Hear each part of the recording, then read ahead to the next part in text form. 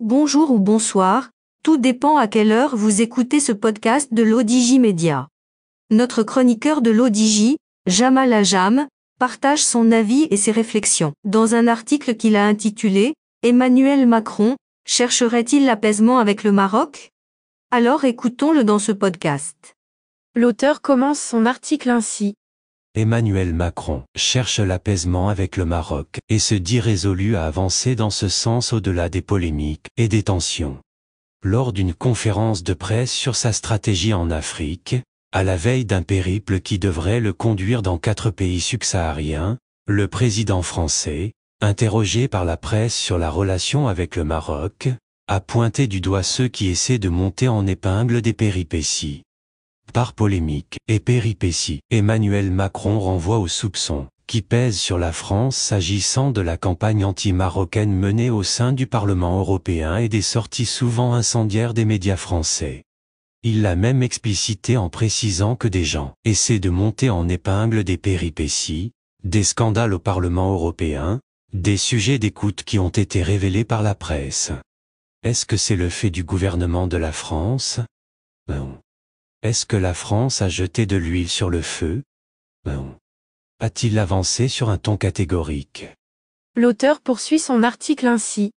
Le président français qui n'a pas exprimé de position sur les accusations dont le Maroc fait l'objet, notamment celle de corruption de députés européens, se disant juste profondément préoccupé par ces allégations, dégage ici la responsabilité du gouvernement et de la France officielle.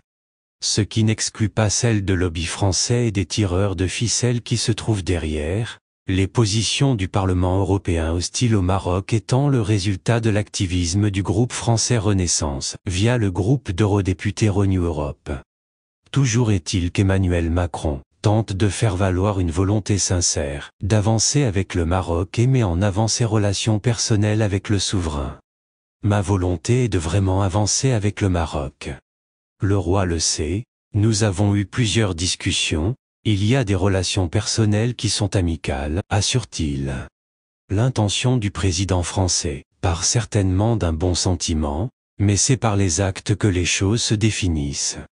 La question de la clarification de la position de la France à l'égard de l'intégrité territoriale du Maroc demeure entière, alors que le Maroc, par sa voix la plus autorisée, n'a eu de cesse d'aviser que le dossier du Sahara est le prisme à travers lequel le Maroc considère son environnement international.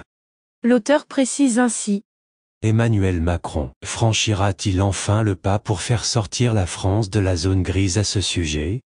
Dans le cadre de sa volonté de renforcer aussi la relation de la France avec l'Algérie qui passe actuellement par une forte turbulence en raison de l'affaire de la franco-algérienne, Amir Abouraoui, saura-t-il faire entendre raison au régime algérien sur la question du Sahara marocain, pour pouvoir s'assurer une coopération sereine et apaisée avec les 2 pays maghrébins?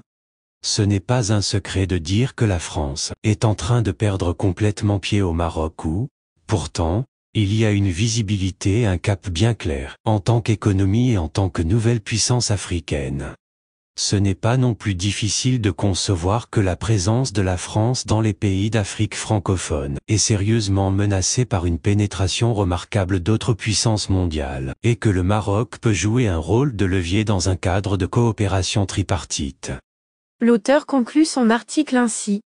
Macron, dont le pays est en perte de vitesse, en a-t-il enfin saisi l'importance? Seule la suite des événements, loin des nuisances, nous le dira. Rédigé par Jamal Ajam, et lu par l'intelligence artificielle de l'ODJ Média. Merci d'avoir écouté ce podcast de l'ODJ Média, ce bouquet de supports numériques, portail, magazine mensuel connecté, web radio et web TV.